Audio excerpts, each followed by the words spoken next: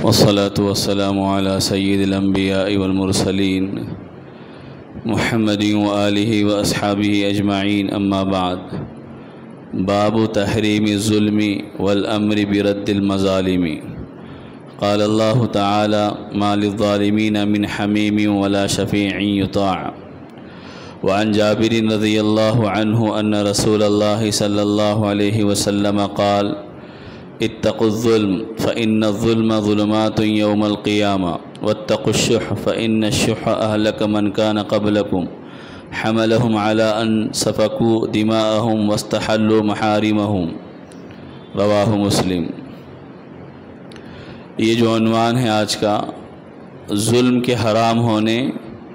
اور ظلم کو ختم کرنے کے سلسلے میں ہے کہ مظالم کو دور کیا جائے، حقوق کو ادا کیا جائے. ظلم کے بارے میں مختلف موقعوں پر ہم لوگ سنتے رہتے ہیں کہ ظلم انتہائی درجے کا سخت ترین گناہ ہے. کسی بھی اعتبار سے ظلم کرنا، زیادتی کرنا، لوگوں کے حقوق کو ضائع کرنا، حقوق کو ادا نہیں کرنا، اور ظلم کی مختلف شکلیں مختلف موقعوں پر ہم لوگوں کے سامنے آتے رہتی ہے. اب یہاں پر ایک عنوان کے تحت ظلم کے مذمت میں نبی کریم صلی اللہ علیہ وسلم نے جو بیان کیا ہے ان احادیث کو ذکر کیا گیا ہے، اور چند آیتیں قرآن کریم میں، ویسے تو بہت سی آیتیں ہیں لیکن ایک دو آیتیں یہاں پر ذکر کی گئی جس میں یہ بیان کیا گیا، جیسے سورہ غافر میں اللہ نے فرمایا: ما للظالمین من حمیم ولا شفیع یطاع. کہ قیامت کے دن ظالموں کے لیے کوئی دوست نہیں ہوگا، نہ ہی کوئی سفارش کرنے والا ہوگا. حمیم، ایسی دنیا میں انسان ظلم کرتا ہے تو اس کے ظلم کو بچانے اور اس کے ظلم کا ساتھ دینے میں اس کے دوست احباب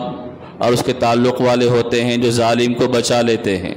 اور ظالم کے ظلم کو چھپا لیتے ہیں. لیکن قیامت میں کوئی ظالم کو ساتھ دینے والا نہیں ہوگا، اور نہ ہی کوئی اس کے حق میں سفارش اللہ تبارک و تعالیٰ کی بارگاہ میں کرے گا. اس کے بعد دوسری آیت بھی یہی سورہ حج کی ذکر کی گئی کہ وَمَا لِلظَّالِمِينَ مِن نَصِيرٍ، کہ ظالموں کو قیامت کے دن کوئی مدد کرنے والا نہیں ملے گا، وہ اپنے ظلم کے سلسلے میں پریشان ہوں گے. اب اس کے بعد جو پہلی حدیث ذکر کی گئی ہے اس میں یہ فرمایا گیا، حضرت جابر رضی اللہ تعالیٰ عنہ سے منقول ہے کہ اتقوا الظلم، کہ ظلم سے بچو، فإن الظلم ظلمات یوم القیامہ، اس لیے کہ ظلم قیامت کے دن اندھیریوں کی صورت میں ہوگا. ظالم کو قیامت کے دن اندھیروں میں ڈال دیا جائے گا جس کے نتیجے میں کوئی اس کو راستہ نظر نہیں آئے گا. پہلے تو قیامت کا دن خود ہولناک دن ہوگا، انسانوں کے لیے سخت ترین دن ہوگا. اس کے ساتھ ساتھ ظلم کی وجہ سے اللہ تبارک و تعالیٰ اندھیرے اس کے سامنے ظاہر کریں گا. اب اندھیروں کے نتیجے میں سامنے کا کوئی راستہ اس کو نظر نہیں آئے گا کہ میں کیسے راستے کو پار کروں اور آگے کیسے منزل پر پہنچنے والا بنوں. دوسری چیز اسی حدیث کے اندر یہ بھی بیان کیا گیا کہ بخل سے بچو، کنجوسی سے بچو، اس لیے کہ کنجوسی ہی نے تم سے پہلے لوگوں کو ہلاک کیا. اسی کنجوسی کے نتیجے میں لوگوں نے ایک دوسرے کا خون بہایا اور ایک دوسرے کی حرام چیزوں کو حلال کر لیا. جس کو ان کی شریعت نے حرام کیا تھا اس کو حلال کیا. کنجوسی اور بخیلی کہتے ہیں انتہائی درجے مال سے محبت کے نتیجے میں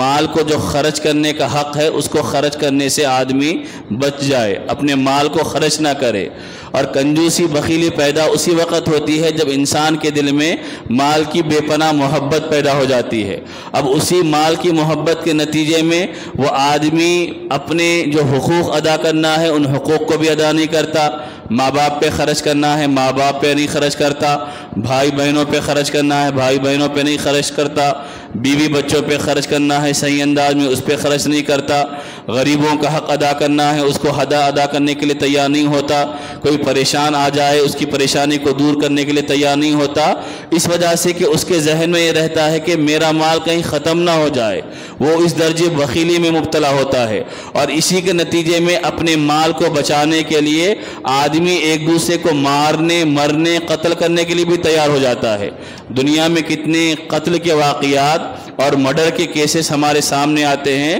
اس کی بنیادی وجہ مال ہوتا ہے، اس کی بنیادی وجہ زمین جائیداد ہوتی ہے، اس کی بنیادی وجہ دولت ہوتی ہے کہ اس دولت کے نتیجے میں ایک دوسرے کو مارنے کے لیے تیار ہو جاتے، کیونکہ اس مال کو آدمی دوسروں کو دینے کے لیے تیار نہیں ہوتا۔ تو اللہ کے نبی نے فرمایا کہ اس طرح کی کنجوسی سے تم بچو، اس وجہ سے کہ تم سے پہلے جو قومیں ہلاک ہوئی ہے ان کے ہلاک ہونے کی ایک وجہ یہ ہے کہ ان کے اندر بخیلی والا مرض تھا، کنجوسی والا مرض تھا، تو اس کے نتیجے میں وہ لوگ اپنے مال کو بچانے اور مال کو محفوظ رکھنے کے لیے سامنے والے کو مارنے کے لیے تیار ہو جاتے اور اس کا بغیر سوچے سمجھے قتل بھی کرنے کے لیے آمادہ ہو جاتے۔ تو یہ دو باتیں اس حدیث میں ذکر کی گئی، ایک تو ظلم سے بچنا اور دوسرا کنجوسی اور بخیلی سے بچنا۔ اگر ایک آدمی انسان کے ذہن میں یہ بات ہو کہ اللہ نے جو مجھے دیا ہے، اللہ تبارک و تعالیٰ نے پورا مجھے استعمال کرنے کا حکم دیا، اس میں سے کچھ پیسے ضرورت مند بندوں کو دینے کا حکم دیا، اور اس میں بھی اللہ نے یہ فرمایا کہ تم دو تو میں اس کا دوگنا کر کے تم کو واپس کر دوں گا۔ ایسا نہیں کہ تم اللہ کے راستے میں خرچ کرو، کسی ضرورت مند انسان کو دو تو تمہارا مال واپس آنے والا نہیں ہے، بلکہ جتنا دیا تھا اس سے زیادہ اللہ تبارک و تعالیٰ انسان کو واپس کرے گا۔ جب آدمی حقیقت میں تجربہ کرے اور اللہ کے حکم کے مطابق خرچ کرے تو پھر اس کو محسوس ہوگا کہ میں ایک ہاتھ سے دے رہا ہوں، اللہ تبارک و تعالیٰ دوسری طرف سے مجھے واپس لوٹا رہا ہے۔ تو ایک حدیث یہ ذکر کی گئی۔ دوسری حدیث کہ اللہ تبارک و تعالیٰ ظلم کو اس درجے ناپسند کرتا ہے کہ اس ظلم کے ظالموں کو قیامت کے دن بدلہ دینے کے لیے اللہ نے قیامت کا دن متعین کیا۔ ظالم لوگوں کو مارنے والا بھی ظالم ہے، لوگوں کو قتل کرنے والا بھی ظالم ہے، اللہ کی نافرمانی کرنے والا بھی ظالم ہے، نبی کی نافرمانی کرنے والا بھی ظالم ہے، اور اپنے حقوق ادا نہیں کرنے والا بھی ظالم ہے۔ یہ سارے ظالم ہیں۔ اللہ تبارک و تعالیٰ قیامت قائم کرے گا اس لیے تاکہ جنہوں نے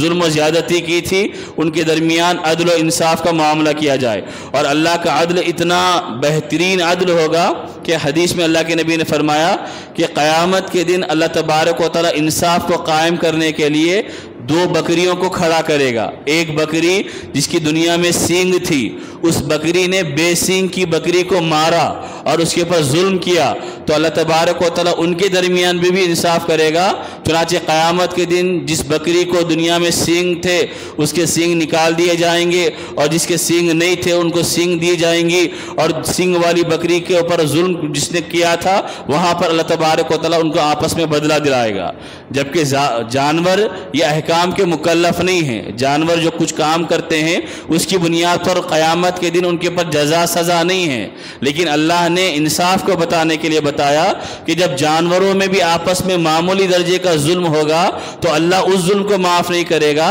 تو اگر انسان آپس میں ایک دوسرے کے ساتھ ظلم کا معاملہ کرے، ایک دوسرے کے ساتھ تشدد کا معاملہ کرے، ایک دوسرے کے ساتھ زیادتی کا معاملہ کرے تو وہ کیسے بچ سکتے ہیں؟ جب جانور نہیں بچ سکتے تو انسان تو بدرجہ اولا اللہ تبارک و تعالیٰ کے پاس پکڑے جائیں گے، اور اللہ تبارک و تعالیٰ ان کے درمیان انصاف کا فیصلہ فرمائیں گا۔ اس کے بعد حدیث میں ذکر کیا گیا کہ ظلم ایک یہ بھی ہے کہ ہم کسی کو مارے، ظلم یہ بھی ہے کہ کسی کی زمین ناحق ہڑپ لے، کسی کی زمین پہ ناجائز قبضہ کر لے، چاہے وہ قبضہ آپ ایک بالش قبضہ بھی کیوں نہ کر لے، وہ قبضہ کرنا بھی ظلم شمار کیا جائے گا۔ اور اللہ کے نبی نے فرمایا کہ جو کسی زمین پر بالش بھر بھی ناجائز قبضہ کرے گا تو قیامت کے دن اللہ تبارک و تعالیٰ اس زمین کے 7 حصوں کو اس کے گلے کا طوق بنا کر ڈال دیں گے۔ آج ہم لوگ گھر بناتے ہیں، بازو والے کی زمین پہ کتنا قبضہ کر لے رہے، دیوار بنانے کے واسطے، باؤنڈری وال بنانے کے واسطے، یا پھر حکومت کی زمین میں اس کے اوپر قبضہ کر لیتے، یا کوئی کمزور ہے اس کو ڈرا دھمکا کے قبضہ کر لیتے، یا کس کو اللہ تبارک و تعالیٰ نے پاور دیا ہے، حیثیت دی ہے، عہدہ دیا ہے، وہ اپنے عہدے کا ناجائز فائدہ اٹھا کر زمین پہ قبضہ کر لیتا اور یہ سمجھتا کہ میں طاقتور ہوں، میں عہدے والا ہوں، میری چلتی ہے، میرے سامنے کون آ کے کھڑے ہو سکتا ہے، میرے سامنے کون آ کے پوچھ سکتا ہے۔ تو ممکن ہے دنیا کے چند سال وہ انسانوں سے بچ جائے گا اپنے ظلم و زیادتی کی وجہ سے، اپنے تشدد کی وجہ سے، لیکن قیامت کے دن اللہ کی بارگاہ میں نہیں بچے گا۔ قیامت کے دن اگر ایک بالش زمین بھی کسی پڑوسی کی مار لیا تھا، قبضہ کر لیا تھا، دیوار اٹھانے میں تھوڑا آگے ہٹا کے دیوار اٹھا لیا، زمین کی نپائی کے وقت تھوڑا سا چند فاصلے بڑھ کر زمین کو اپنے قبضے میں لے لیا، اور سامنے والے کو اب گھما پھرا جا کر اپنی زمین بتا لے سکتے ہیں، لیکن اللہ کی بارگاہ میں کوئی جھوٹ بول کر بچ نہیں سکتا۔ اللہ تبارک و تعالیٰ، اللہ کے نبی نے فرمایا جس نے ایک بالش زمین بھی کسی کی ناحق قبضہ کر لی تو اللہ تبارک و تعالیٰ زمین کے 7 طبق اس کے گلے کا طوق بنا کر ڈال دیں گے۔ تو یہ عبرت کی چیزیں ہیں ہمارے لیے کہ آج ہمارے معاشرے میں ایسی بہت ساری چیزیں پیدا ہو رہی، زمین کے معاملات میں بہت سارے جھگڑے ہیں، بہت ساری لڑائیاں ہیں، پڑوسیوں کے ساتھ ناحق ظلم ہم کرتے ہیں، پڑوسیوں سے ہم لوگ پیسے وصول کرتے ہیں اور ان کو ستاتے اور پریشان کرتے ہیں۔ یہ سارے کے سارے ظلم کی قسمیں ہیں۔ قتل صرف ظلم نہیں ہے، آپ لوگ اپنی ذات سے لوگوں کو ستانا، اپنی ذات لوگوں کے لیے ایذا کا ذریعہ بن جانا، لوگ ہم سے ڈرنے اور خوف کھانے والے بن جانا، یہ بھی ظلم ہے۔ اللہ تبارک و تعالیٰ اس کا بدلہ بھی قیامت کا دن دے گا۔ چنانچہ آگے حدیث میں اللہ کے نبی نے فرمایا کہ تم یہ مت سمجھو کہ ظالم ظلم کرتے ہوئے، لوگوں کا مال ناحق چھین کر جیتے ہوئے، لوگوں کی زمینوں پہ گھروں پہ ناجائز قبضے بناتے ہوئے مست خوشحال گھوم رہا پھر رہا اور اس کے اوپر کوئی پکڑ نہیں آ رہی تو گویا کہ وہ معاف ہو گیا۔ اللہ کے نبی صلی اللہ علیہ وسلم نے فرمایا ایسا مت سمجھو، بلکہ اللہ کا نظام یہ ہے کہ اللہ ظالم کو ڈھیل دیتے رہتا ہے، پھر جب اللہ ڈھیل کا وقت ختم ہو جاتا ہے تو کوئی ظالم اللہ کی پکڑ سے بچ نہیں پا سکتا، چاہے وہ حکومت کے ظالم لوگ ہو یا ہمارے معاشرے میں ظالم لوگ ہو یا ہمارے گھروں میں ظلم کرنے والے انسان، نیک انسان ہو یا بے نیک نہ ہو، سب اللہ تبارک و تعالیٰ کی پکڑ کا شکار ہوں گے۔ اور وقتی طور پر آدمی یہ نہ سمجھے کہ میں لوگوں کے ساتھ برا معاملہ کرتا ہوں، ہم نے کسی کو جھڑک دیا، ایک سیدھے سادھے آدمی کے ساتھ لڑائی ہوئی اور غیر ضروری ہم نے گالیاں اس کو دے دی، اس کی عزت نکال دی، اس کے ساتھ بے عزتی کا معاملہ کیا، اس کے اوپر غیر ضروری ہاتھ اٹھا کے مار دیا، اس کے ساتھ تشدد کر دیا، یہ ساری ظالمانہ کارروائیاں ہیں۔ اور قیامت کے دن اللہ تبارک و تعالیٰ اس کا حساب لے گا کہ ہم نے کسی کو بغیر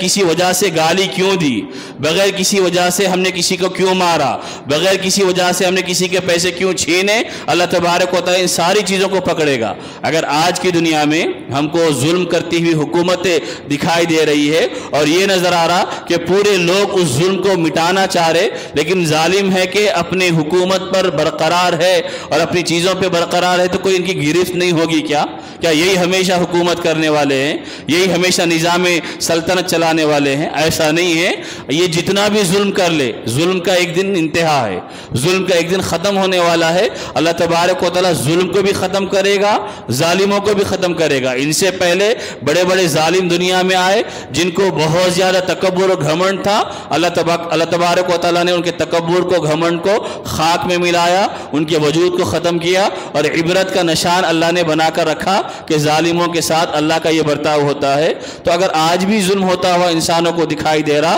تو یہ حدیث ہم کو بتاتی ہے کہ ہم کو مایوس اور نا امید نہیں ہونا چاہیے، یہ سمجھنا چاہیے کہ اللہ نے ان کو موقع دیا ہے، ڈھیل دی ہے۔ اگر یہ اس ڈھیل کا ناجائز فائدہ اٹھاتے رہیں گے تو ایک وقت وہ آئے گا کہ ان کی ڈھیل ختم ہو جائے گی، یہ اللہ کے باغی مجرم بن کر پکڑے جائیں گے، پھر اللہ تبارک و تعالیٰ دنیا میں بھی سزا دے گا اور آخرت میں تو ان کی سزا طے ہوگی۔ آخر میں ایک حدیث ہے، باقی اور بہت ساری حدیثیں ہیں تو انشاءاللہ آئندہ ذکر کی جائیں گی۔ آخری حدیث یہ ہے کہ حضرت معاذ ابن جبل رضی اللہ تعالیٰ عنہ کو نبی کریم صلی اللہ علیہ وسلم نے یمن کا گورنر بنا کر بھیجا تھا،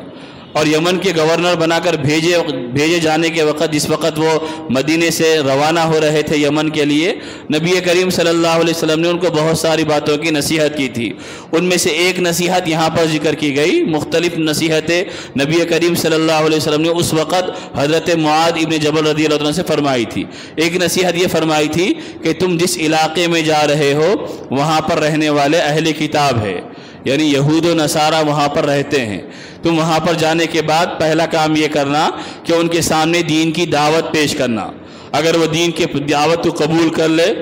اللہ کے حکم کو مان لے، تو اس کے بعد دوسرا فریضہ یہ ہے کہ ان کے اوپر نماز، دن میں 5 اوقات کی نماز کا حکم بتانا کہ اسلام لانے کے بعد 5 وقت کی نماز ادا کرنا ہوگا۔ اگر وہ اس کو بھی قبول کر لے تو پھر ان کو بتانا کہ زکوٰۃ تم سے لی جائے گی، زکوٰۃ کا طریقہ یہ ہے کہ امیروں سے لی جائے گی اور انہی کے غریبوں میں وہ زکوٰۃ تقسیم کر دی جائے گی۔ پھر اللہ کے نبی نے فرمایا کہ جب تم جانوروں کی زکوٰۃ وصول کرو تو یہ طریقہ مت اختیار کرو کہ ان میں سے اچھے جانور کو لے لو، بلکہ درمیانی منی جانور کو ان کی زکوٰۃ کے طور پر اصول کرو۔ اس کے بعد آخر میں اللہ کے نبی صلی اللہ علیہ وسلم نے فرمایا کہ تم اتق دعوت المظلوم فإنه ليس بينها وبين الله حجاب، یاد رکھو